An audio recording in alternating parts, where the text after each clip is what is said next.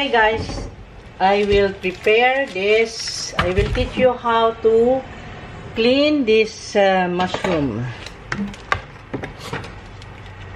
This golden mushroom. How to clean? It's just like this. Nakabili kasi ako kahapon. May available akong mushroom. Kaya papakita ko on how to clean this mushroom guys. Ayan siya. Meron siyang roots na ganyan. Nakita nyo ba ako? Yung sponge naman na nakikita. Okay. Ito ay hiwain natin.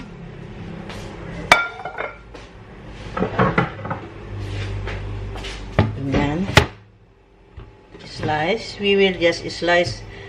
Tanggalin natin yung root para malinisan. But before removing that, maybe hugasan ko muna.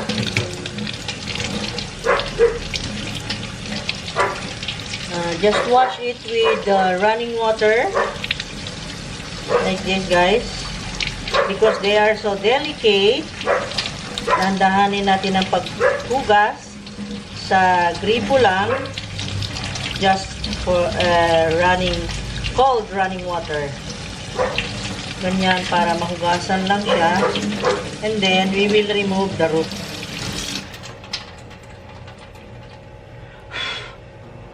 We will remove this part.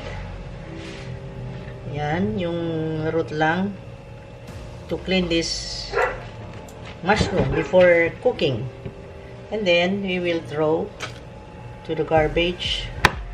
Ayan. So, it's clean na. Here it is.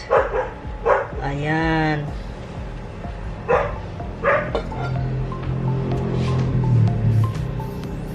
Ayan na siya guys. And then, separate lang natin sa root. Ganyan. Ayan.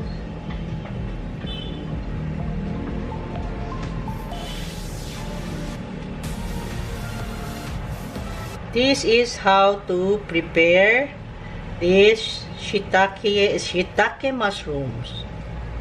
Very simple and very quick. Very quick and simple way of preparing the shiitake mushroom. Ayan. Ready na itong maluto.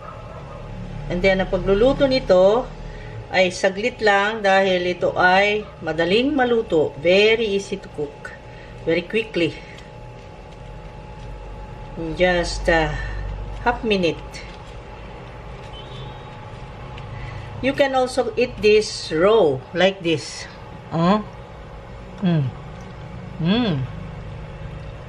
Crunchy. Yummy. Okay, ASMR.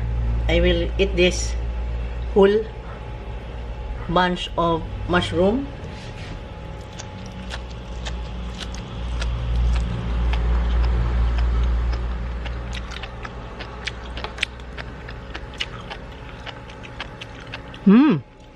Yep. So yummy guys. Okay, it's done. Just like that. And then, already ready for cooking. Hi guys, good morning. Welcome again to my channel. Meron ako ditong lulutuin na interesting itong Enoki mushroom. At ito ay hahaluan ko siya ng another kind of mushroom, pero wala akong fresh. That's why ito ay canned. That is champignon mushroom. Tapos meron siyang spices ko ay napaka-simple, garlic, itong black bean garlic sauce, oyster sauce, soy sauce, and I have here also ang mung bean sprouts. Ayan. Tapos black pepper mamaya sa last part. Okay? So, umpisa na natin. Ang wala lang dyan is oil, black pepper, and the water. I think. Yeah. Okay? Anyway, subaybayan nyo lang at masundan nyo. Okay? Okay, open ko na ito.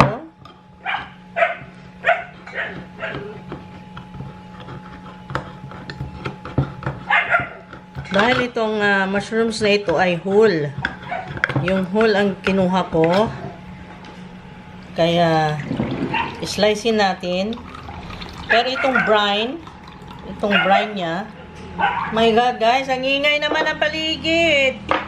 Okay, itong brine, iset aside ko. Yan, ipang sabaw ko mamaya. Para makuha natin talaga yung lasa ng mushroom. Okay? At nandyan din ang sustansya. Very simple and quick. Ang medyo matagal lang at makapaaberya sa pagluluto ay itong paghihiwa. Pero kung kayo ay nagmamadali, ay piliin nyo na lang ang bumili ng slice na canned ng champignon. Meron din yun. Pero mas gusto ko kasi ito kasi ako ang masusunod doon sa sizes ng slices niya. Kaya whole talaga binibili ko pag bumibili ako ng champignon. Okay? Ayan.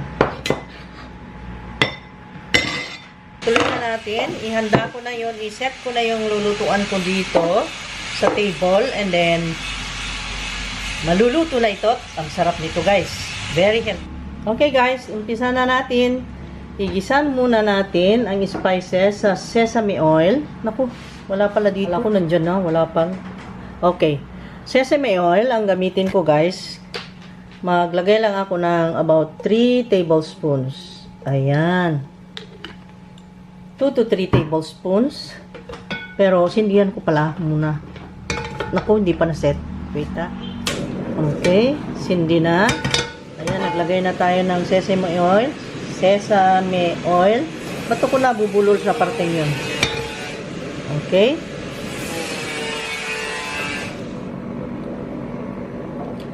And the garlic.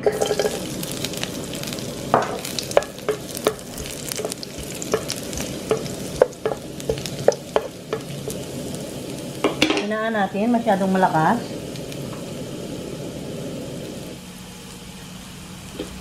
And then, wow.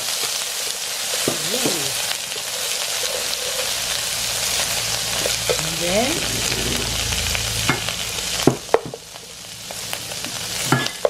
of course, ang pampalasa.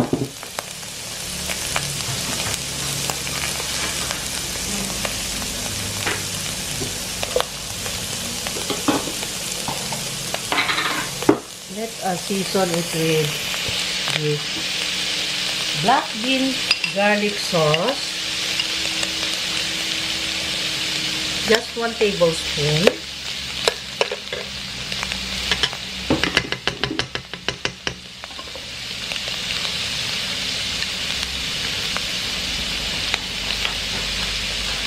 One tablespoon of oyster sauce, or maybe 2. Kasi marami ano. 2 tablespoons of oyster sauce. And then,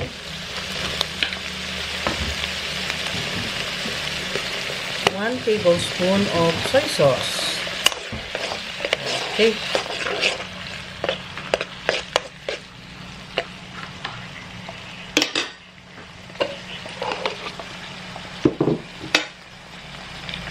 This, no?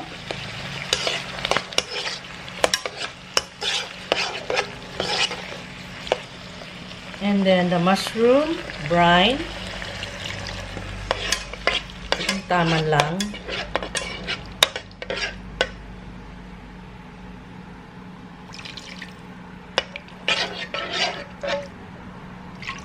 Okay. And wait to boil. Just cover and wait to boil and then add the other ingredients. Okay? Yan, kumukulo na. So, isunod na natin yung ibang ingredients. Ang bilis lang, guys. Wala pang 5 minutes, nakaluto pa na. And then, of course, this one. Mung bean sprouts.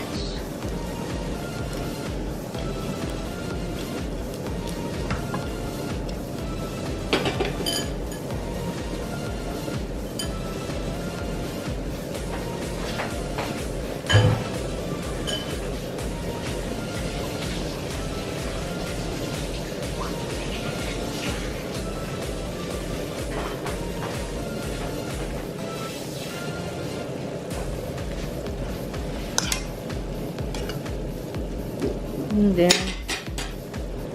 the black pepper to taste. Yan. To make it a bit spicy. And then I will taste.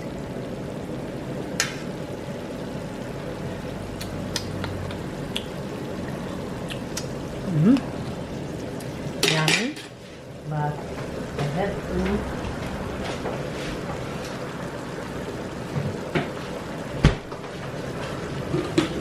add 1/2 teaspoon of sugar. Yan, para magkaroon ng distinct taste. And then maybe a little of cornstarch.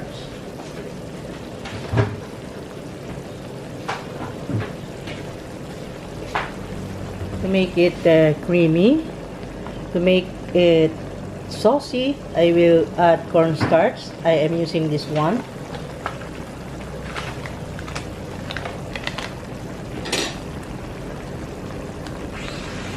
Just 1 tablespoon. Yan.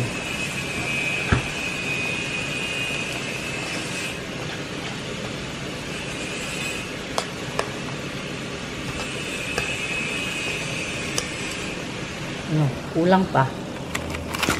2 tablespoons. Yan.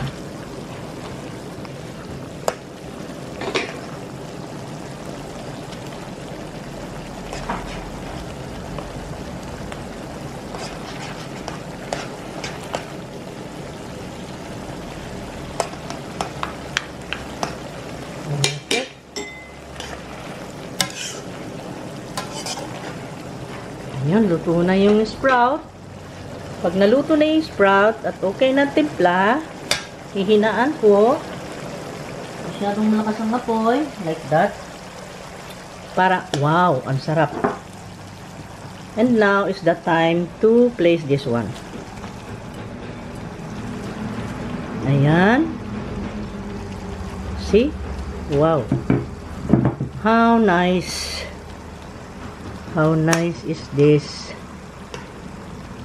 How nice is that mushroom on the pan? And then, we're gonna eat now. Guys. See? See? That is very nice. And then, a little of this. Add a little of sesame oil to make it aromatic, earthy flavor. Yan. Okay. So, nutty, earthy flavor. See that? Nutty, earthy flavor. Wow. Nice. Okay. Patayin ko ng apoy. Ayaw nating ma-overcook. Okay. It's done. And I will have to taste. Yummy, yummy. My God. Tastes so healthy and yummy and earthy.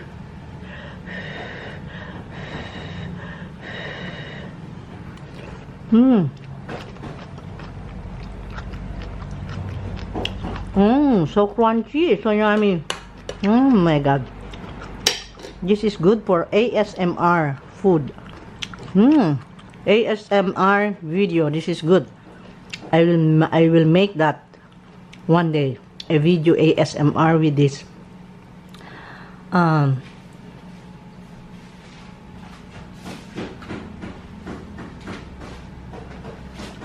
will make ASMR video with this Enoki mushroom. Enoki. I was mistaken before. I said shiitake. No, this is not shiitake. This is Enoki mushroom. Enoki take mushroom. My God.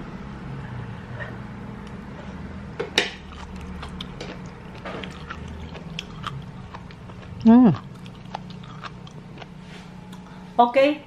Thank you so much guys for watching.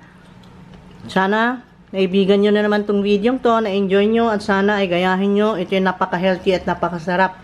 Try nyo guys. Believe me, magugustuhan nyo to. Oh my God. I love it. Thank you so much. God bless. I love you mga ka-cheats.